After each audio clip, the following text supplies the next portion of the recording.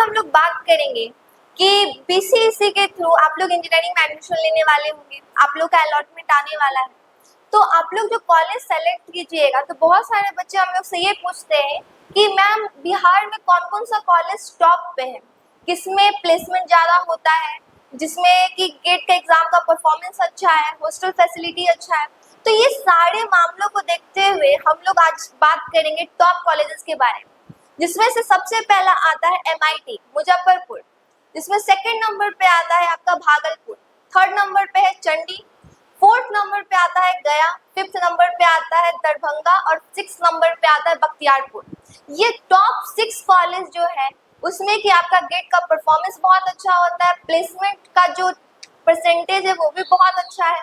तो ये सारे चीज को देखते हुए हम लोग सबसे पहला स्टार्ट करते हैं बिहार का टॉप फर्स्ट कॉलेज MIT के बारे में। तो हम पहला बात करते हैं MIT का मुजफ्फरपुर का, जिसमें आप ब्रांच के अकॉर्डिंग नंबर ऑफ सीट देखते हैं, ठीक है।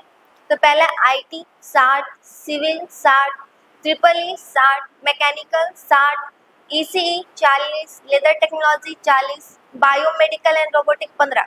तो टोटल नंबर ऑफ सीट आपका होता है 335। अब हम बात करते हैं हॉस्टल फैसिलिटी का। तो बॉयज हॉस्टल और गर्ल्स हॉस्टल, तो बॉयज को रखने का आपका नंबर ऑफ हॉस्टल है 7 और गर्ल्स का हॉस्टल है 2, जिसमें कैपेसिटी का अगर बात किया जाए तो बॉयज का है 1250 और गर्ल्स का है 400। अब हम चलते हैं सेकंड कॉलेज में भागलपुर, जिसका भी प्लेसमेंट बहुत अच्छा होता है और गेट का रिजल्ट भी बहुत अच्छा आता है।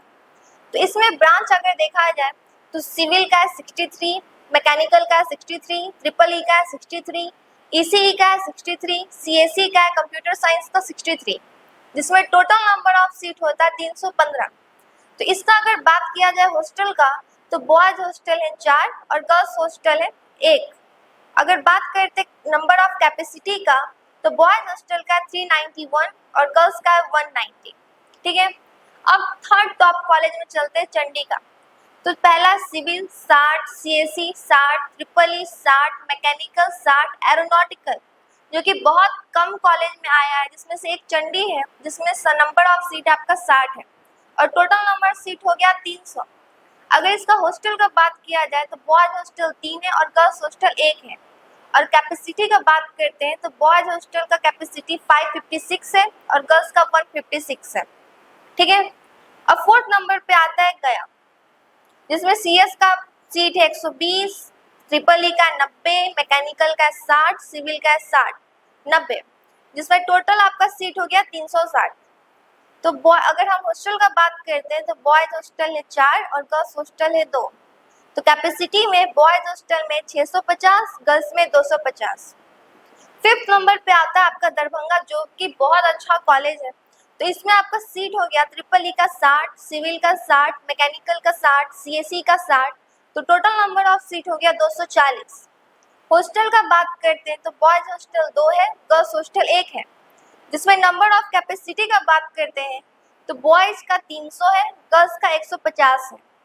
अब छठा नंबर पे आता है बख्तियारपुर, जिसमें सिविल ब्रांच का सीट है 60, CS का है 60, EEE भी 60 है, मैकेनिकल का भी 60 है, फायर टेक्नोलॉजी और सेफ्टी भी है इसमें, जिसका नंबर ऑफ सीट हो गया आपका 30, CSE या IT बोलिए तो 30।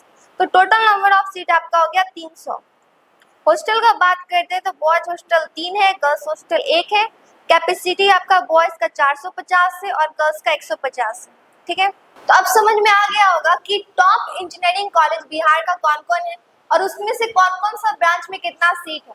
अब हम लोग कुछ कॉमन फैसिलिटी का बात करते हैं जो कि हर कॉलेज में होता है, जिसमें से पहला है लैब, दूसरा है लाइब्रेरी जिसमें बुक्स होंगे आपके जो सेमेस्टर के होंगे उसका, थर्ड आता है आपका हॉस्टल जो कि बॉयज एंड गर्ल्स का सेपरेट होता है, फोर्थ नंबर पे होता है मेस, जो कि वो भी क्या होता है बॉयज और गर्ल्स का सेपरेट होता है, फिफ्थ नंबर पे आता है प्लेग्राउंड, जिसमें आपका जो भी स्पोर्ट्स होगा वो खिलाया जाएगा। फिर आपको आता है मेडिकल फैसिलिटी, मेडिकल फैसिलिटी होना बहुत ही नेसेसरी है किसी भी कॉलेज में। फिर आपका आता है वाईफाई, जो कि आपके हॉस्टल में लगा हुआ रहेगा। तो ये सारी कॉमन फैसिलिटी जो है वो हर कॉलेज प्रोवाइड करता है, ठीक है।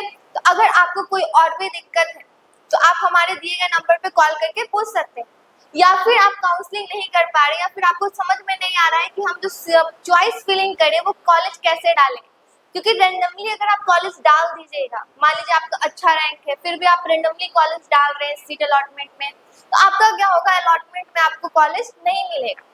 क्योंकि काउंसलिंग करना या फिर चॉइस फिलिंग करना बहुत ही इम्पोर्टेंट चीज है कॉलेज सेलेक्ट करने के लिए, ठीक है। तो अगर आपके पास काउंसलर नहीं है या फिर आपसे काउंसलिंग नहीं हो रहा है, आपको समझ में नहीं आ रहा है, तो आप हमारे द्वारा फ्री ऑफ कॉस्ट काउंसलिंग करवा सकते हैं।